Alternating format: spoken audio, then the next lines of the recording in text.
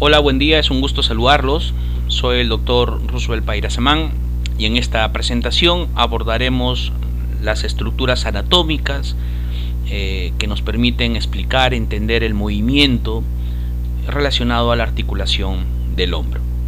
Tal como estudiamos en la ponencia sobre cintura escapular, trabajaremos con una agenda ya predefinida, como les había comentado, y vamos a abordar cuáles son los componentes óseos de la articulación del hombro, cuáles son estas estructuras relacionadas desde el punto de vista articular, donde la articulación glenohumeral obviamente es la representativa, que es la que vamos a trabajar durante toda esta presentación.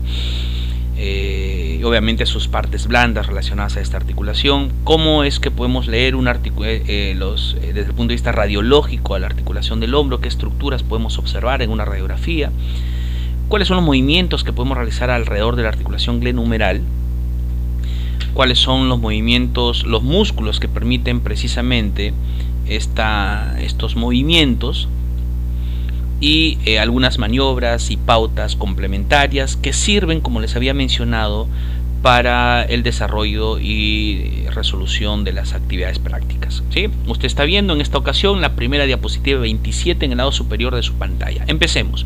¿Cuáles son estos componentes que tenemos que llevar siempre presentes relacionados a la articulación del hombro? Sí, bueno, la articulación del hombro es una de las articulaciones más móviles que tenemos en el cuerpo humano. Es una articulación de la clase diartrósica, tipo enartrosis, o sea, tipo bola socket, donde se encuentra una interacción entre la cavidad glenoidea del omóplato y la cabeza del húmero. Sí, acá estoy viendo una imagen anterior porque estamos viendo el esternón y la cara anterior de la escápula. Obviamente estamos viendo la carita de este esqueleto. Y en la parte posterior la veríamos de esta manera, ¿sí? Ya sabemos que identificar, si usted ve espinas del omóplato o las apófisis espinosas, está viendo una vista posterior del esqueleto humano, ¿correcto? Entonces ahí están los componentes óseos que delimitan la articulación glenohumeral. Habíamos estudiado ya en la presentación anterior algunos reparos anatómicos importantes a reconocer en el omóplato. Por favor, revísenlo. Quizás medular para ahora es la cavidad glenoidea por su articulación con la cabeza del húmero. Acá tienen ustedes la leyenda. La clavícula, ¿por qué razón la traigo a colación la clavícula? Porque fíjense ustedes que habíamos dicho que a donde va la clavícula va el omóplato, y si bien es cierto, la clavícula no forma parte de ese complejo articular propio del hombro, porque es la articulación glenohumeral, hay estructuras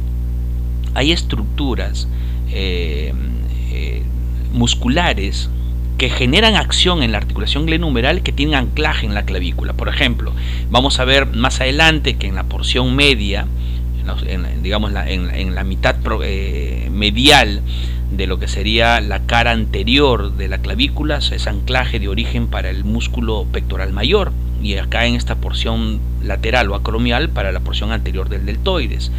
Entonces por eso lo traigo a colación para poder tenerlos como referencia. Ya hemos estudiado estas características y acá ustedes tienen la leyenda, ¿ya? Y ¿quién entra ahora a llamar nuestra atención como componente óseo agregado al estudio de la articulación del hombro? Es el húmero. Y el húmero es un hueso largo, ¿sí? Es un hueso largo, ya sabemos la clasificación de huesos, tiene dos epífisis y una diáfisis, y las epífisis tienen una característica, ¿no? Tiene una cabeza redondeada, ¿sí? Tiene dos tubérculos importantes, que el tubérculo mayor, que es lateral, y el tubérculo menor, que es medial. Antes al tubérculo mayor se le llamaba como troquíter, y al tubérculo menor se le llamaba como troquín, y entre los dos se dibuja una especie de corredera, de una especie de canaleta, ¿no? Se le llama la corredera bicipital, o también algunos textos le llaman como corredera intertubercular, que define también dos labios, un labio externo de la corredera bicipital y un labio interno de la corredera bicipital. Muy importante esto para reparo de anclaje para músculos que vamos a estudiar en esta articulación del hombro.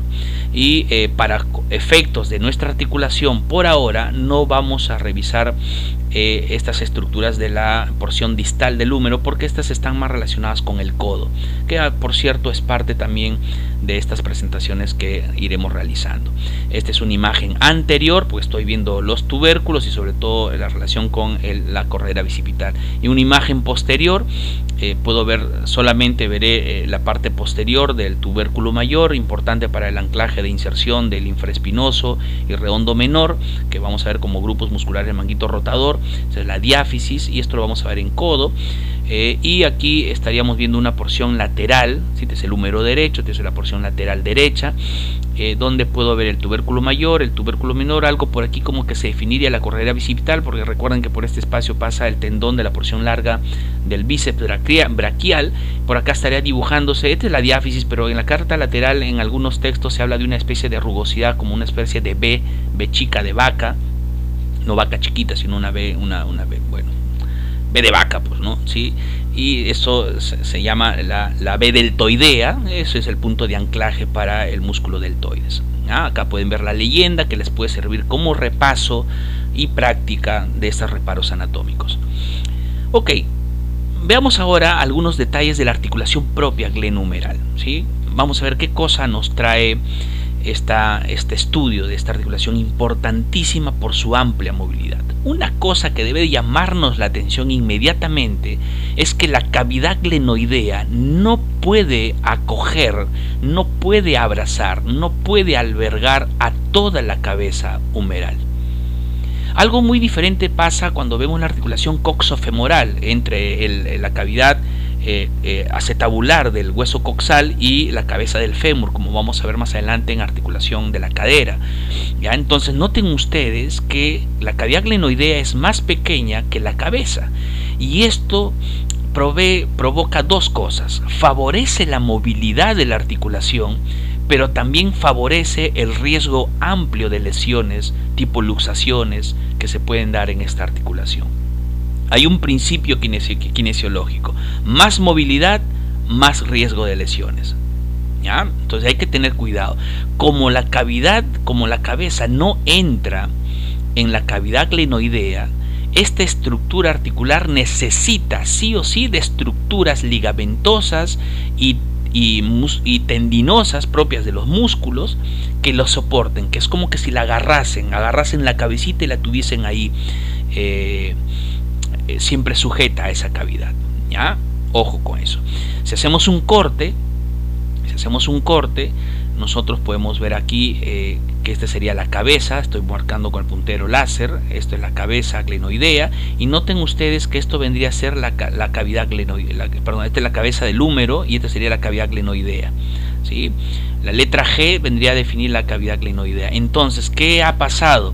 Para agrandar la cavidad glenoidea, entre comillas, agrandarla más, se ha formado esta especie de saliente, ¿sí? Que es una estructura fibrocartilaginosa, ¿ya? Que me permite al agrandar la cavidad glenoidea. Esto se le conoce como labrum glenoideo, ¿sí? El labrum glenoideo es una estructura que me permite agrandar la cavidad glenoidea, ¿sí? Eso es algo que tienen que mantener siempre presentes para entender que de alguna u otra manera nuestro cuerpo está buscando sostener a la cabeza a la cabeza del húmero en la cavidad glenoidea, ¿ya? Y por acá podemos ver otras estructuras como la misma cápsula, ¿sí? Por acá podemos ver el tendón de la porción larga del bíceps, ¿sí? La misma cavidad articular, para tenerlo, digamos, como un reparo. En este caso, la flecha de color verde estaría señalando la articulación acromioclavicular y la de color amarillo estaría señalando a la articulación esternoclavicular, ¿ya? Entonces, importante, ¿qué estructura genera un incremento, pequeño al menos, pero incremento al fin, de la cavidad glenoidea para poder acoger un poquito más a la cabeza humeral? El labrum glenoideo, ¿ya? Labrum. Y acá pueden ver ustedes la leyenda de esta imagen para que la puedan practicar también, ¿ya?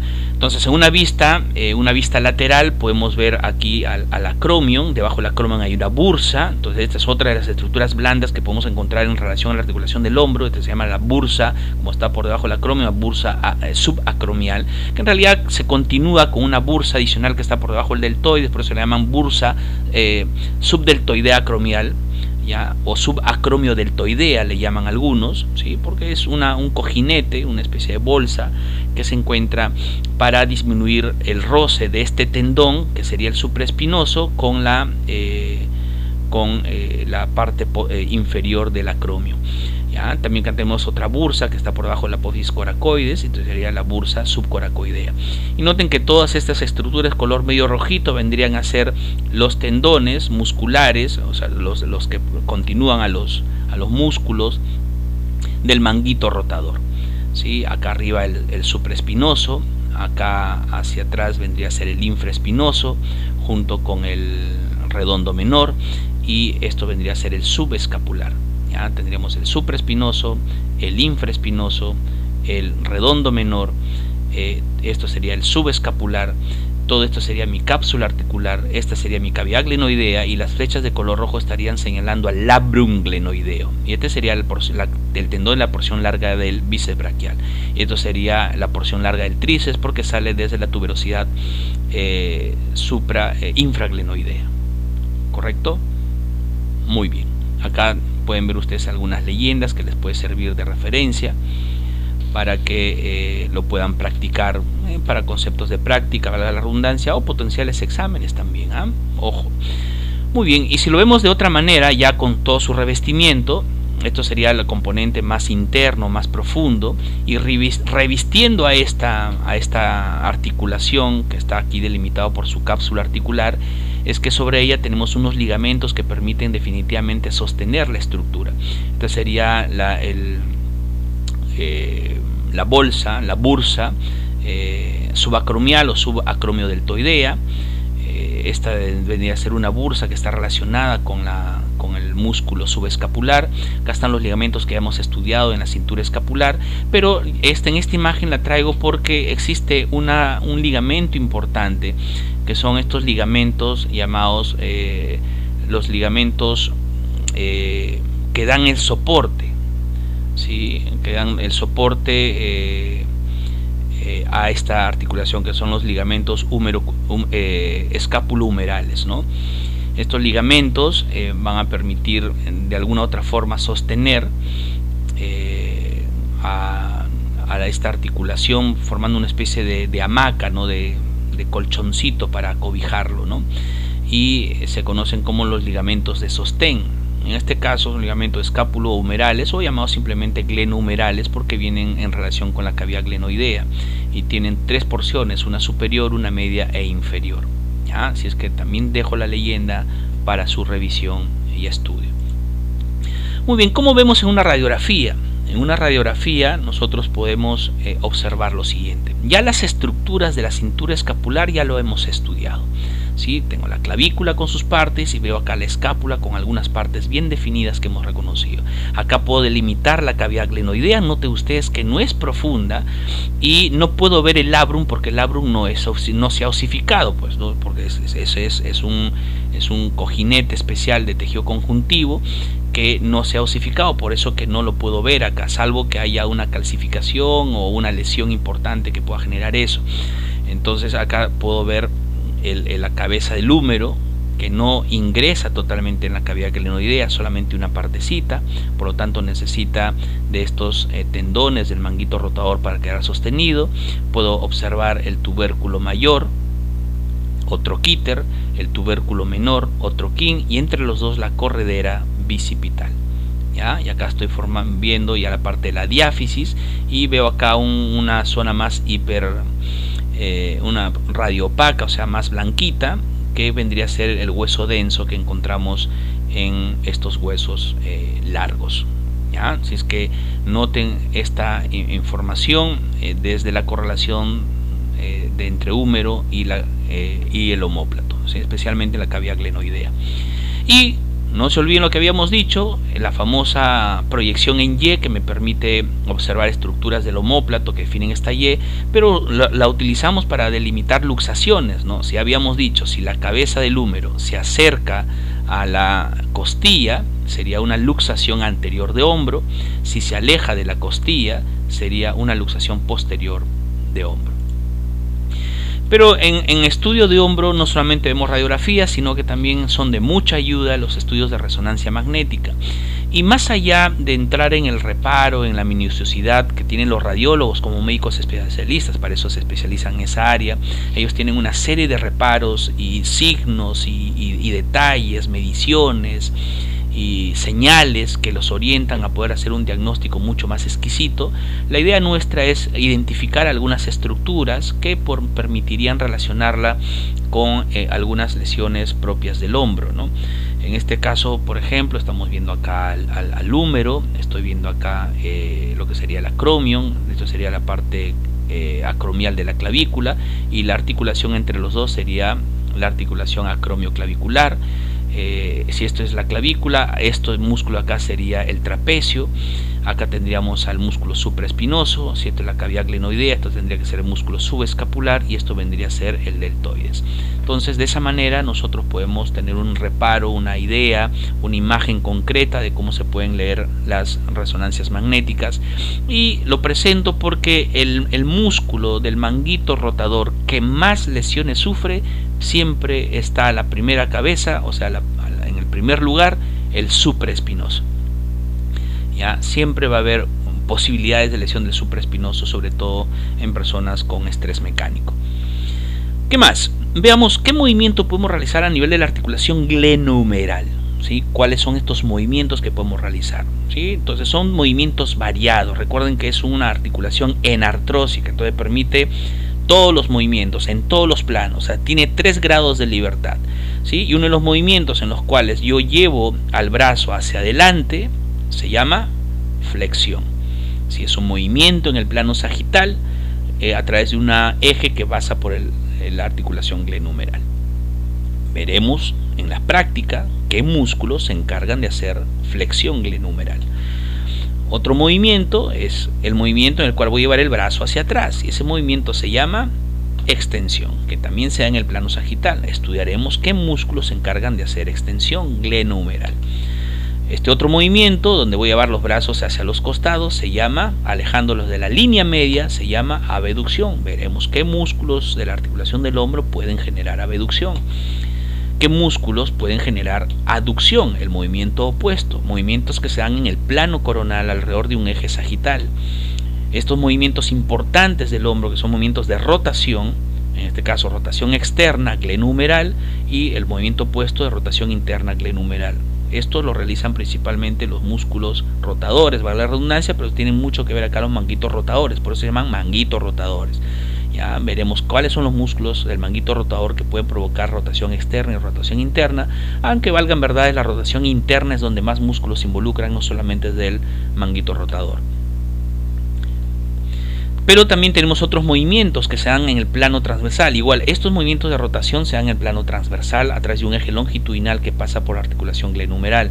Estos movimientos también se van a dar en el plano transversal, pero son movimientos que le conocen como abducción, como está en el plano horizontal, abducción horizontal. Y este movimiento opuesto, a aplaudir las manos hacia adelante, llevará el movimiento de aducción horizontal glenohumeral. Veremos cuáles son los músculos que están realizando este movimiento. Si estamos hablando de movimiento, tenemos que hablar de músculos. Muy bien. Y teniendo la misma perspectiva, la misma estrategia, específicamente, vamos a estudiar estos músculos que realizan acciones alrededor de la articulación del hombro. Deltoides, pectoral mayor, dorsal ancho, coracobraquial, redondo mayor, subescapular, supraespinoso, infraespinoso y redondo menor. Los 4 últimos integrantes de este famoso grupo, de este cuarteto, conocido como el grupo muscular del manguito rotador. ¿Ya? Entonces eso es lo que vamos a estudiar. Y una cosa importante, para que estos músculos puedan trabajar apropiadamente, definitivamente tiene que haber una coordinación entre la articulación glenohumeral como tal y los estructuras de la cintura escapular. ¿Ya? Hay que tener siempre presente eso. ¿Ya? Habíamos dicho que los músculos de la cintura escapular no terminan anclándose en el húmero. Sin embargo, si hay alguna lesión en alguna estructura de la cintura escapular, definitivamente va a afectar a la articulación del hombro. ¿Por qué razón? Porque siempre están interconectados. Recuerde que el omóplato, que forma parte de la cintura escapular, una parte del omóplato, de la cavidad glenoidea, tiene relación con el húmero. Entonces, de alguna u otra manera, los movimientos de los brazos tienen que acompañarse con movimientos de la cintura escapular. Por eso hay que entenderlos en un aspecto más global. Cuando a veces hay algunos textos hablan sobre todo, dicen articulación del hombro, y ya ponen como parte de este complejo a la cintura escapular. Lo que hemos hecho nosotros por una cuestión pedagógica, y eso también está definido así en kinesiología, es segmentarlos para poder ir integrándolos gradualmente en los complejos movimientos del ser humano. Antes de pasar a ver a los movimientos, a los músculos que realizan estos movimientos, quiero mostrarles esta secuencia que va a terminar por consolidar lo que les he explicado brevemente en la diapositiva anterior, de que los movimientos de la cintura escapular permiten finalmente el movimiento amplio que nosotros conocemos en la articulación del hombro, y vale decir los movimientos amplios que podemos ver alrededor, que se pueden generar con los brazos. Y esto tiene relación con esta secuencia que se conoce como ritmo escapulohumeral. Aquí en el 1 estoy en posición de reposo. Cuando se dan los primeros 15, 20 hasta 30 grados de movimiento de abducción, el músculo, el único músculo que trabaja en esos primeros 15 a 20 grados de abducción es el supraespinoso. Es el único. Cuando ya supero ese grado de abducción, ya necesito que hayan otros músculos que permitan que la cavidad glenoidea empiece a mirar hacia arriba, acompañando a la cabeza del húmero. Si la cavidad glenoidea empieza a ver hacia arriba, el ángulo inferior comienza a alejarse de la línea media y a ascender. Y esta rotación hacia afuera es provocada por dos músculos de la cintura escapular importante, que son el trapecio y el serrato anterior. Pero como ya pasé los 15 o 20 grados, ya el supraespinoso no me es suficiente, entonces necesito de la acción de otro músculo que me ayude a hacer más abducción, y esto es el deltoides. Entonces, para que el deltoides siga jalando y el brazo siga haciendo abducción, que podemos llegar hasta 180 grados, definitivamente tiene que haber un trabajo de movimiento de la escápula y de la clavícula. Todo eso, por eso se llama movimiento escapulohumeral. Y se ha demostrado que por cada grado, digamos, si se hace un movimiento de 90 grados globales en este ritmo, 60 grados provienen de movimiento de la articulación glenohumeral y 30 grados provienen del movimiento de la escápula, o sea, de la cintura escapular. Quiere decir que siempre hay un mayor avance glenohumeral por el avance que hace la cintura escapular, una relación 2:1, ¿cierto? Por cada 2 grados que avanza la articulación glenohumeral, la escápula o la cintura escapular avanza 1 grado. Esa es la relación de lo que se conoce como ritmo escapulohumeral. Entonces ustedes entenderán que cualquier lesión en la cintura escapular va a afectar este movimiento. Va a afectarlo. No solamente un trauma o un accidente, sino pueden haber lesiones nerviosas, el mismo problema que se pueden generar con cirugías, producto por ejemplo, heridas por arma blanca o por armas de fuego que pueden comprometer alguna estructura, y a veces se tiene que intervenir quirúrgicamente, y esto puede de alguna u otra forma también, por el propósito obviamente de salvar la vida, puede generarse una complicación en las estructuras de la cintura escapular. También pueden haber problemas o lesiones crónicas que se pueden dar en estos manguitos, en el manguito rotador, y cosas así relacionadas con patologías posiblemente mecánicas, crónicas. Entonces es muy importante entender cómo funciona esto, ¿no? Correcto. Veamos uno de los músculos de la articulación glenohumeral. Primero, habíamos dicho, hay que ubicarlos en el espacio, ¿sí? Ya los ubicamos. Acá los deltoides es lo primero que observo en el hombro del paciente, ¿sí? Ahí está. El deltoides es el músculo más prominente y que le da la forma redondeada, ¿ves? Una forma redondeadita, ¿sí? Que uno puede observar en los hombros. Ahora lo aíslo. Acá tengo al deltoides. Entonces ubicamos el origen en la porción anterior lateral de la clavícula, el borde externo del acromion y lo que sería el labio inferior de la escápula, de la espina de la escápula. Y su inserción va a estar aquí en la B deltoidea del húmero. Entonces, como estos dos puntos de anclaje pertenecen al esqueleto apendicular, lo que va a suceder es que tengo que señalar cuál es el punto más fijo para el movimiento. Y tal como habíamos señalado en la anterior exposición, siempre cuando el músculo jala va a irse hacia el origen. ¿Ya? Entonces el origen estaría definido por estas estructuras acá en la escápula y en la clavícula, y la inserción estaría acá en el deltoides. Entonces cuando sucede eso, vamos a tener que la porción anterior, por ejemplo, del deltoides, las fibras anteriores del deltoides trazan este vector fuerza, y yo puedo descomponerlo en un vector que está orientándose hacia el acromion y otro que va hacia adelante. Estos que van hacia el acromion, que formarían también como parte de los vectores de las fibras medias del deltoides, me permitirían hacer aducción. Pero las fibras que van hacia adelante, formando ya con esta de color celeste un ángulo de 90 grados, me va a permitir llevar al brazo hacia adelante, y eso sería flexión. ¿Ya? Entonces así vamos haciendo. Las porciones posteriores harían el movimiento opuesto, harían extensión porque están yendo hacia atrás. ¿Ya? Otro músculo. Por cierto, ¿quién da la orden para esto? Tenemos que empezar desde la corteza motora, hacer todo el viaje hasta los segmentos cervicales correspondientes para el nervio axilar, que es el nervio que se encarga, valga la redundancia, de la inervación del deltoides.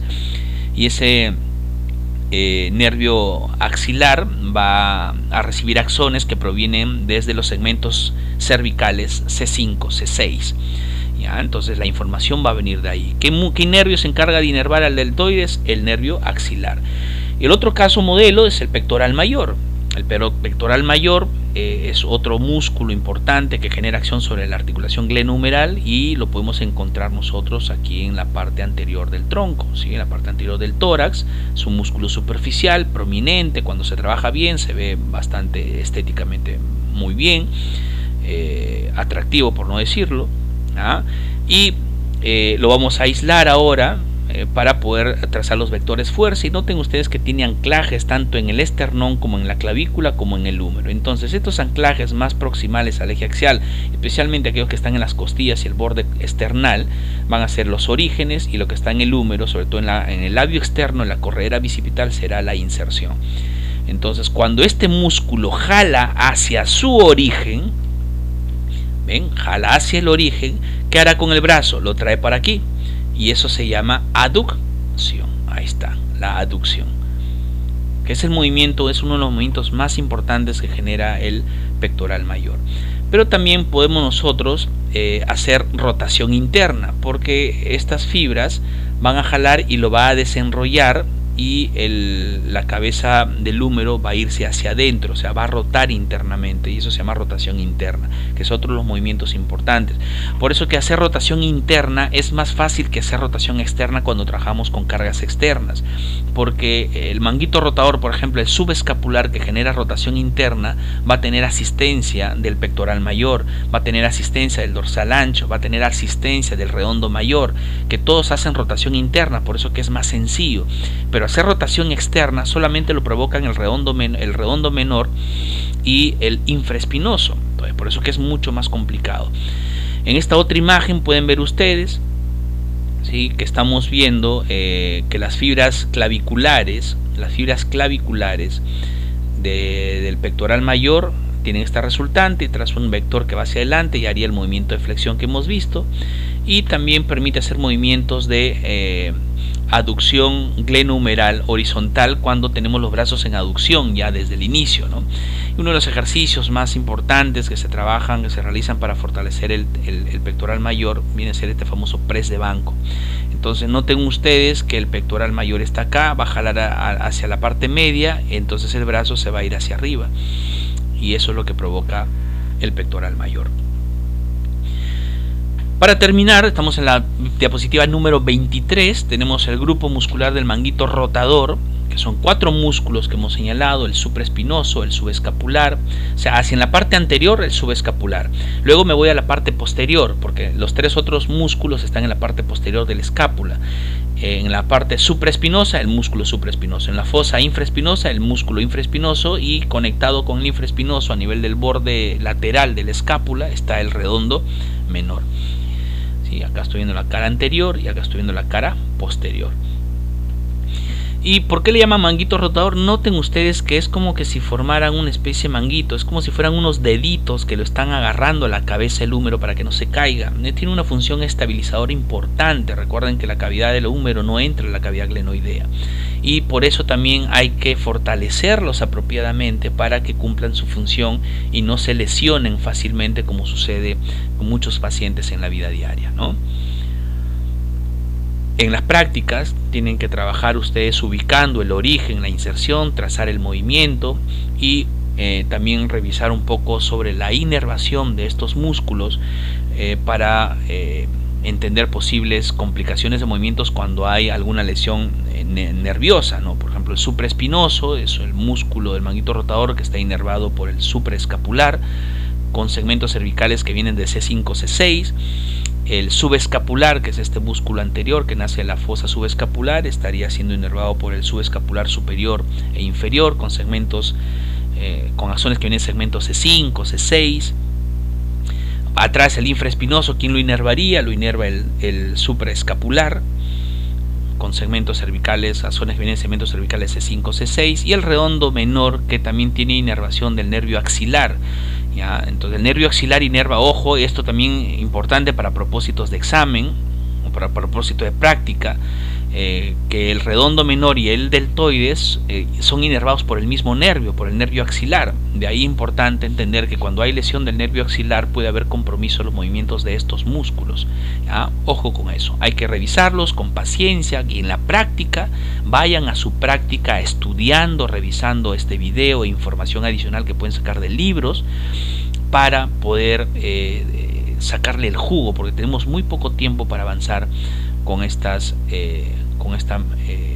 tópicos que son muy importantes en la práctica clínica.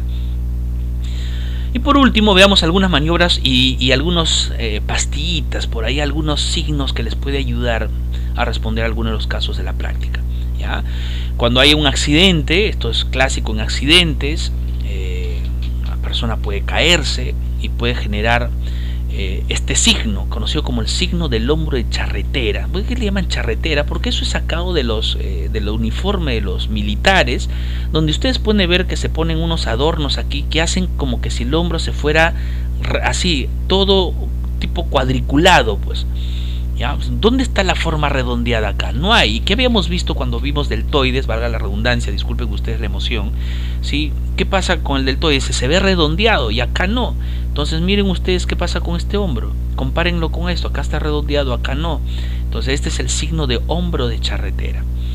¿Ya? Es una señal clásica de luxación glenumeral. Esto es mi hombro normal. Recuerden en la proyección en Y. Está ahí alineado en la proyección en Y, y cuando puede haber una luxación, noten ustedes, cuando la cabeza se acerca a la parrilla costal, eso es una luxación anterior. ¿Ya? Pacientes lo van a ver así, con este clásico signo del hombro en charretera. Recordando lo que hemos visto en la presentación anterior sobre arco doloroso, importante recordar que en los primeros grados de movimiento trabaja muy bien y prácticamente solo el supraespinoso, y muchas personas con rotura del tendón del supraespinoso o con una severa inflamación del tendón del supraespinoso puede tener ya dolor en los primeros grados de movimiento. Entonces, si aparece dolor, incluso contra resistencia, en los primeros grados de movimiento hay que sospechar de una lesión del supraespinoso. Pero imaginemos que no hay lesión, que no hay dolor en los primeros grados, pero la persona empieza a sentir dolor entre los 60 y 130 grados. Y esto tiene que ver con una inflamación de la bursa subacromial. Entonces eso se llamaría una bursitis subacromial, ¿ya? Cuando aparece dolor por encima de estos grados. ¿Por qué razón? Porque a medida que hago la abducción, esa bursa se comprime, se presiona contra la porción inferior del acromio. y esto puede ocasionar dolor si es que está previamente inflamado. Y si no hay dolor en este rango, pues de aquí en los últimos grados ya sería patrón para alguna inflamación en la articulación acromioclavicular. Pero si estamos viendo ahora en esta posición hombro, tiene que ver este rango para una bursitis subacromial y aquí específicamente para supraespinoso. Muchas veces suelen coexistir. A veces la persona siente dolor desde el inicio. Eso significa potencialmente que puede haber una inflamación paralela del supraespinoso, manguito rotador, con la bolsa subacromiodeltoidea o subacromial. Para esto también es importante hacer la evaluación de los músculos del manguito rotador, haciendo los movimientos, en este caso en esta primera imagen, de rotación externa, que estaría evaluando los dos músculos del manguito rotador que hacen rotación externa glenumeral, que son el infraespinoso y el redondo menor. Y en cambio en esta otra imagen estaríamos haciendo la rotación interna glenumeral, que es patrimonio importante del subescapular, que es el único músculo del manguito rotador que genera rotación interna. Rotación externa y rotación interna. ¿Ya? Muy bien, y para terminar tenemos otra señal, otra maniobra que nos puede ayudar a poder delimitar el escenario si es una lesión importante del manguito rotador o también de una bursitis subacromial. Esta maniobra se llama la maniobra del brazo caído. ¿Por qué razón? El evaluador eleva el brazo en una abducción, ¿sí?, con cierta flexión, o sea, estamos en un brazo en una posición diagonal y lo sostiene. Una vez que lo está ahí sosteniendo, bruscamente suelta el brazo. Entonces, ¿qué va a tener que hacer el paciente? Sostener el brazo en esa posición. Pero si el paciente es incapaz de sostener el brazo en esa posición y el brazo cae, eso es una señal importante para lesión del manguito rotador. ¿Sí? Puede haber una rotura, un desgarro del manguito rotador, entonces el paciente va a ser incapaz de sostener ese brazo ahí. Porque obviamente le va a doler y no va a poder sostenerlo. ¿Ya? Importante. Pero ¿qué pasa si el evaluador pone el brazo en esta posición y suelta el brazo y el paciente puede sostener el brazo? O sea, el brazo no cae, lo puede sostener, pero lo sostiene y le duele. Está sosteniendo pero le genera dolor. Esa es una señal para una bursitis subacromial. ¿Ya? Si es capaz de sostener pero con dolor, es muy indicativo de una bursitis subacromial. Recuerden que pueden coexistir ambas lesiones. ¿Ya? Por eso que muchas veces estos estudios, yo hago mi informe y concluyo: hipótesis diagnóstica, bursitis subacromial o desgarro de del tendón del músculo de manguito rotador. ¿Correcto? Noten ustedes que cuando es una lesión de manguito rotador y yo suelto el brazo, va a caer el brazo. Entonces lo que va a hacer la persona es tratar de acomodarse para hacer la elevación utilizando el deltoides, no los músculos del manguito rotador, especialmente supraespinoso, que es uno de los más lesionados. ¿Ya? En muchos textos se habla como lesión del manguito rotador y hacen referencia, no que se lesionó los 4 músculos del manguito rotador, sino que hacen referencia, incluso lo nombran así, lesión del tendón del manguito rotador. Así lo denominan, tendón del manguito rotador. Esto trae una información implícita de que se está refiriendo específicamente al tendón del supraespinoso. Pero no está bien definido, porque cuando nosotros hablamos de lesión del manguito rotador tenemos que especificar cuál es el músculo que se ha afectado, para poder ser más específico y corroborarlo con nuestro estudio de imagen, potencialmente una resonancia magnética. Nuevamente, un mensaje para ustedes. Ha sido un gusto acompañarlos en esta presentación y nos estaremos viendo en la siguiente. Muchas gracias.